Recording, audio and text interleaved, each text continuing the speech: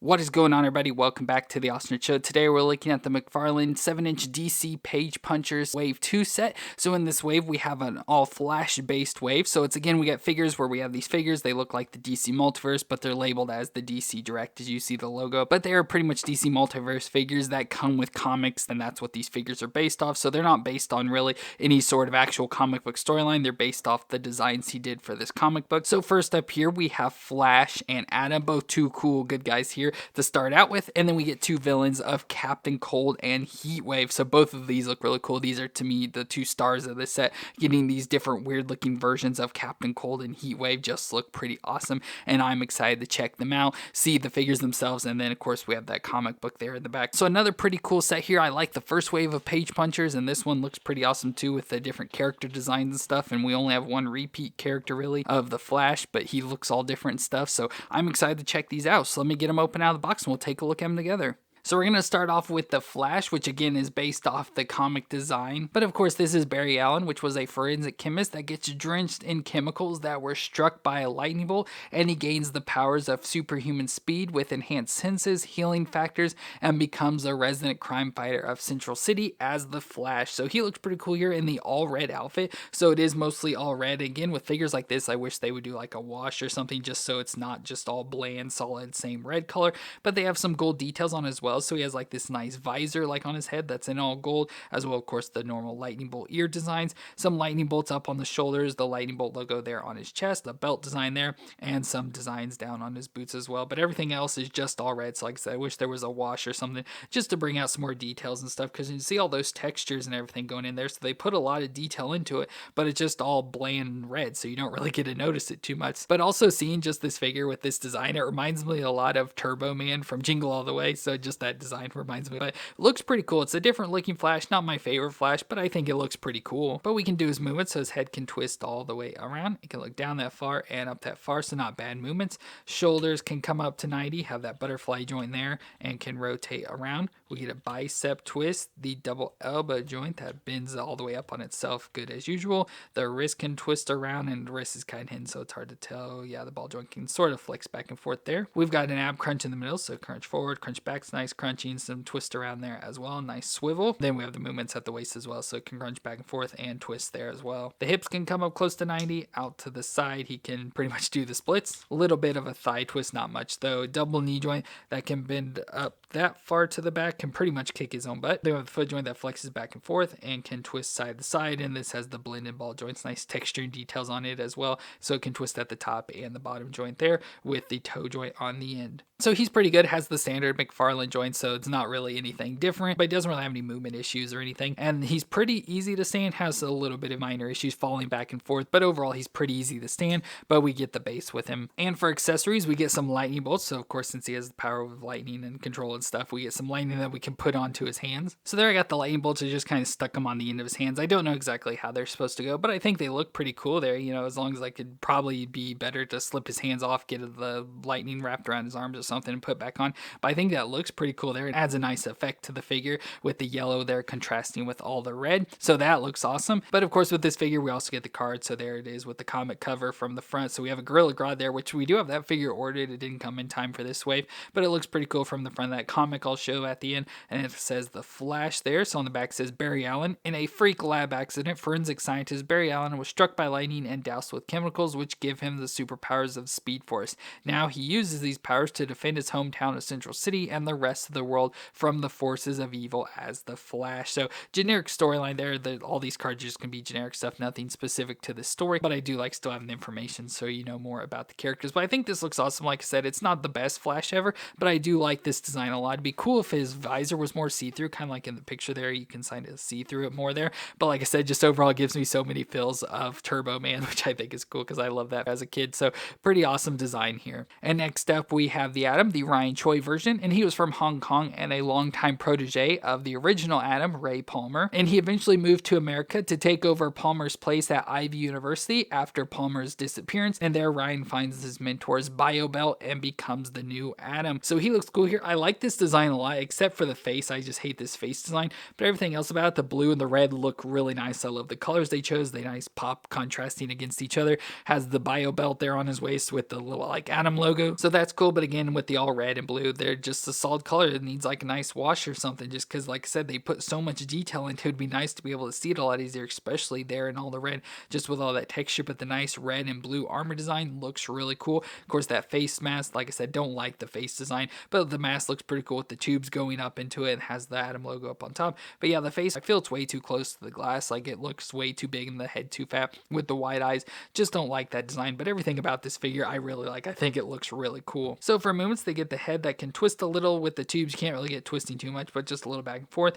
But he can look up a little bit and down a little bit there as well. So again, just have to worry about those tubes. But the shoulders come up to 90 and have the butterfly joint and rotate all the way around. We get a bicep twist, real stiff bicep twist, double elbow joint that bends pretty much all the way up on itself.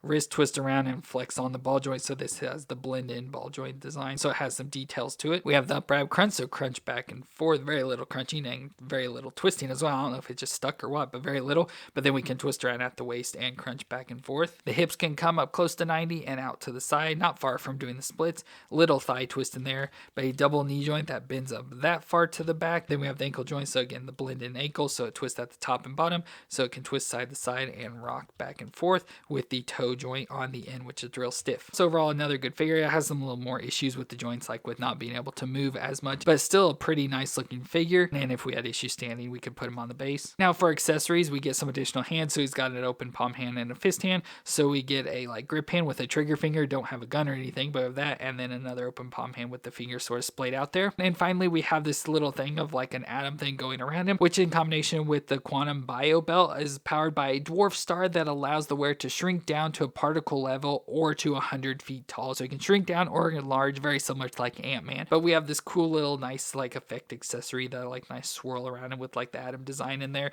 So we can go and take this, pop this into the hole on his back. So there it is there, and you kind of just go to wrap it around. So it's kind of like the nice swirl around the Atom design there. So we have that we can switch out the hands and stuff and design. But I think overall that looks cool. I like the nice effect on. You can kind of adjust it and have it going around him wherever you want. But I think it looks pretty cool there. So the yellow against the red and blue looks really cool. So this just looks awesome. I love this figure design. But with this, we also get the card, so same picture, but it says the Atom, and on the back it says real name Ryan Choi. It says Ray Palmer was the superhero known as the Atom. When Palmer vanished one day, he left behind a spare size-changing belt with its own dwarf star lens for Loon Ryan Choi to use. As the new Atom, Ryan fights to protect people, just as his mentor did, and serves as a member of the Justice League of America. And there's a nice little picture there from the comic of him. So pretty cool design. Like I said, I like the design and the colors mostly about this, and then the nice little effect on it just adds to it. So a nice figure once again. And then we move to the villains of this wave, starting with Captain Cold, a member of the Flash's Rogues. So his real name is Leonard Snart, and he began a criminal career at a young age and joined the gang of thieves, but they were captured by the Flash. So he decided to do something about the Flash and read that energy emissions from a cyclotron could disrupt Flash's speed. So he designed a weapon to harness that power, but discovered that when he pulled the trigger, the gun froze the moisture in the air around its target. So he donned himself a parka and a visor and became Captain Cold. So this looks pretty cool. It's a different design from Captain Cold. Still has a lot of similarities, especially like the hood design. So he's got the all blue face covering, so it has that visor as it sort of mentioned, but it has the all face covering there with the like little silver breather design, which is cool, and the hood up with the, like parka designs with the fur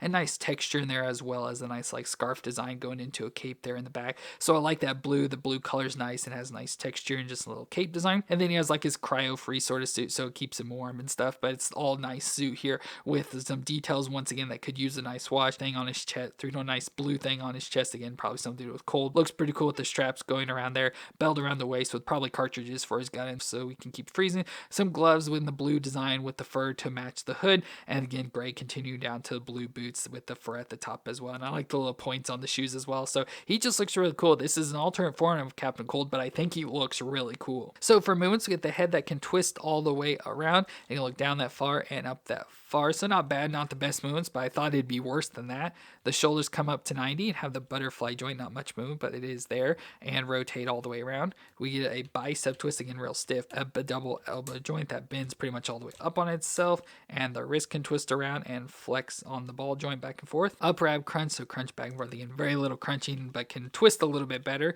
And then we have the waist, so he should be able to crunch a little bit more, very little crunching still, but can twist there as well. Hips can come up close to 90, out to the side, can do the splits, some thigh twist up in there, a double knee joint that can bend up that far to the back, and then it's got the ball joint so it can flex back and forth, twist side to side, and it has the toe joint that's real stiff, but it is there on the end. So he doesn't have the best joints, but just his look overall is really cool, so I like just for that alone. And he has a little issue seeing like one of his legs, they kind of like keep spreading out a little bit, so he has some issues standing with that, but we have the peg, we'll try and put him on to see if that helps. And as I mentioned, he uses a cold gun, so we have that here, and it has a beam that freezes anything it hits. It can create a cold field as well as slippery ground, sharp stalagmites, and ice mirages. So this nice cool gun, it looks like a gun from Halo or something, but like the all black with the light blue details, and then the design. And what's cool about this is that it splits apart, so you can get it in his hand pretty easily just by splitting it apart. So let's try and put this in his hand. So you can see with the design, it kind of wraps up there around his arm, so that's probably why they designed it like that. So you just clamp it down on there, and so now it's clamped in, and now he has his cold gun in there, which looks really cool. So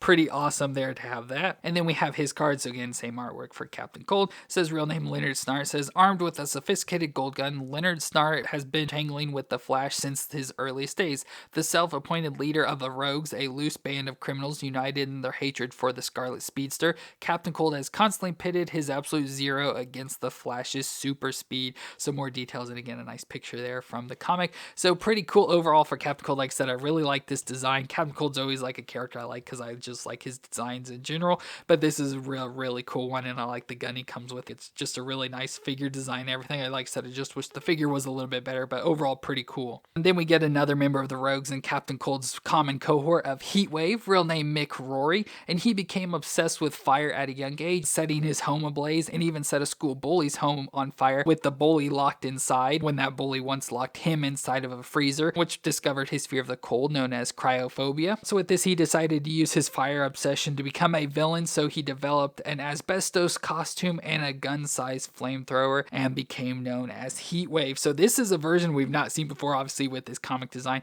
Looks really weird, not a like normal looking version, but I think it looks really cool. This is an awesome figure design with the orange and white design, but just with like the face mask design stuff, looks really weird. It reminds me a lot of a Grunt from the Halo games, just like with the face design and like the bigger like back like body piece and stuff.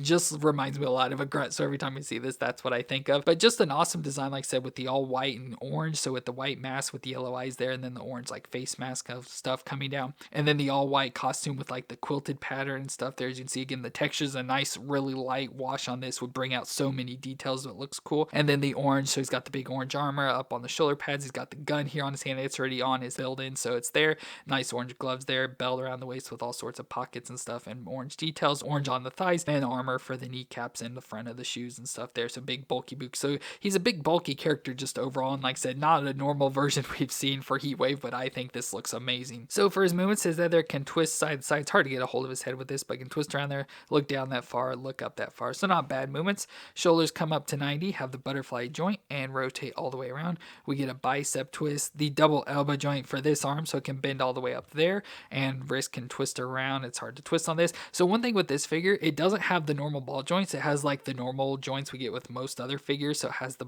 movement there, so you can bend it back and forth. Of course, a little stiff, but I can bend back and forth there, so that's really nice. But then we can also go to the other arm, which is built a little bit different. It has the single ball joint that can bend up there, and it has some rotation in it, and of course is connected with this tube going up into the back section there, so you just got to be worried about that. And then of course no movement for the wrist or anything, because it's just got the gun on the end of it, the flamethrower gun. Then we get the ab crunch, so the upper ab crunch, so crunch back and forth and twist around, and then it feels like we have the waist as well. It's pretty loose, so crunching and twist around there as well, so both of those are pretty loose. The hips can come up close to 90, out to the side, not far from doing the splits. Very little thigh twist, it's just his leg mostly bending back and forth, but actual twist there's not much. A double knee joint that can bend up to the back. It's really stiff, but can at least go that far to the back. And then the foot can flex back and forth, and again, it's got the old style joint, so it's got the nice design there, like I said, like most figures like Marvel Legends and stuff have. So it's got the foot that flex back and forth and twist side to side. The twisting is really stiff, like it can barely move. It can twist there with the toe joint on the end. And I do want to point out one thing about this figure is, looking in the camera, it seems like the orange is much brighter.